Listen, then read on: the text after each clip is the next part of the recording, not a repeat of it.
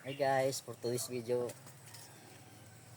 kuha kami ng ngayon, ng kawayan na gagawin namin doon sa sa gate del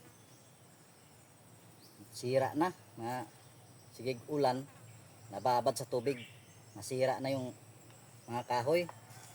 Ay mga kami ngayon ng kawayan para palitan namin ng mga kawayan na sa kahoy dahil talaga, di na pwede.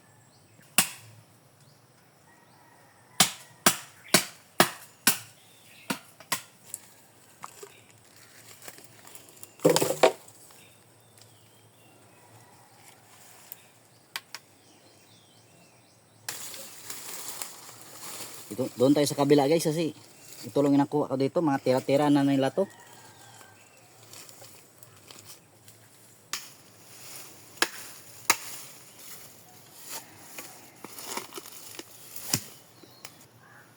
Wala kasi kaming pambili ng guys, yung matibay na, wala kaming pambili ng cyclone, kaya kawayan muna kami dahil mahirap lang kami.